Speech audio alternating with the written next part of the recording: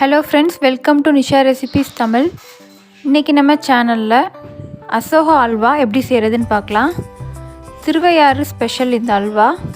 தஞ்சாவூர், திருச்சி அந்த மாதிரி பக்கம்லாம் பார்த்தீங்கன்னா நிறைய மேரேஜில் கூட இது வைப்பாங்க. நல்ல டேஸ்ட்டாக இருக்கும். ரொம்ப சிம்பிளாகவே பண்ணிடலாம். நல்ல ஹெல்த்தியான ஒரு ஹல்வா ரெசிபி தான் இது. எப்படி செய்கிறதுன்னு நம்ம பார்க்கலாம். பாசி பருப்பு அரை கப் அளவு நான் எடுத்திருக்கேன். அதை வந்து 2 டைம் அலசிட்டு குக்கரில் போட்டுட்டு அது வேகிற அளவுக்கு தேவையான அளவு தண்ணி மட்டும் சேர்த்து 4 விசில் வச்சு எடுத்துக்கலாம். அது ஆறுனதுக்கப்புறமா மிக்ஸி ஜாரில் போட்டு 1 டைம் நல்லா நைஸாக அரைச்சிக்கலாம். கன்சிஸ்டன்சி நல்லாயிருக்கும், அதுக்காக தான் அரைச்சாச்சு. இப்போ நம்ம அல்வா செய்ய ரெடி ஆயிடலாம். ஒரு பேனில் கொஞ்சமாக நெய் சேர்த்துக்கலாம். பருப்பு எந்த கப்பில் எடுத்தோமோ அதே அளவு நெய் தேவைப்படும். நெய் கொஞ்சம் கொஞ்சமாக எல்லா ஸ்டேஜ்லேயுமே சேர்த்துக்கலாம் லாஸ்ட் வரைக்கும். ஃபஸ்ட்டு கொஞ்சமாக சேர்த்து முந்திரி பருப்பு வறுத்து எடுத்துக்கோங்க. அதை எடுத்து ஒரு பிளேட்டுக்கு மாற்றி வச்சிடலாம். இப்போ அதே நெய்யில் இந்த அல்வா அந்த பக்குவம் வர்றதுக்காக 2 ஸ்பூன் அளவு 2 டேபிள் ஸ்பூன் அளவு கோதுமை மாவு, அப்படி இல்லைன்னா மைதா மாவு எது வேணாலும் ஆட் பண்ணிக்கலாம். அதை போட்டு 2 நிமிஷம் மட்டும் லேசாக கலர்லாம் சேஞ்ச் ஆகக்கூடாது, நெய்யில் ஃப்ரை பண்ணிக்கலாம்.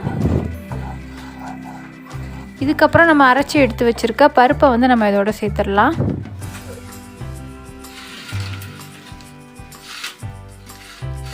சேர்த்துட்டு ஒரு 2 நிமிஷம் நல்லா மிக்ஸ் பண்ணிக்கோங்க.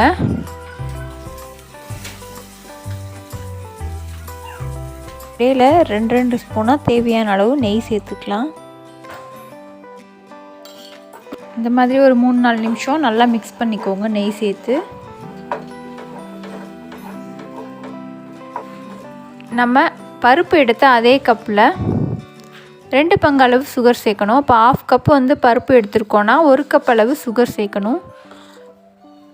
நல்லா மிக்ஸ் பண்ணிக்கலாம். சுகர்லேருந்து நல்லா தண்ணி விட்டு கொஞ்சம் கொல கொலன்னு ஆயிரும். கிண்டுறதுக்கு வந்து நல்லா ஈஸியாக இருக்கும். இது மாதிரி நல்லா மிக்ஸ் பண்ணிக்கலாம். 2 ஸ்பூன் நெய் வந்து நம்ம எப்போதும் போல் சேர்த்துக்கலாம். இப்போ வந்து கொஞ்சமாக கேசரி பவுடரும் கொஞ்சமாக ஏலக்காய் பவுடர் இது 2 சேர்த்துக்கலாம். சேர்த்துட்டு நல்லா மிக்ஸ் பண்ணிட்டோன்னா நல்ல கலர் கிடைக்கும். அவ்வளோதான், கிட்டத்தட்ட வந்து ரெடி ஆயிடுச்சு. ஆனால் நெய் வந்து நம்ம சேர்த்துட்டு கிண்டிகிட்டே இருக்கணும்.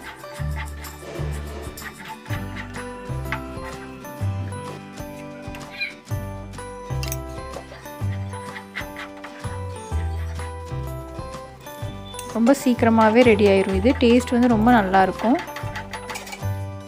லாஸ்ட்டாக நம்ம எடுத்து வச்சுருக்க முந்திரியை வந்து நம்ம அதோட சேர்த்து மிக்ஸ் பண்ணிக்கலாம். லைட்டாக மேலாக நெய் சேர்த்துக்கலாம். அவ்வளோதான், சூப்பரான அசோகா ஹல்வா ரெடி ஆயிடுச்சு.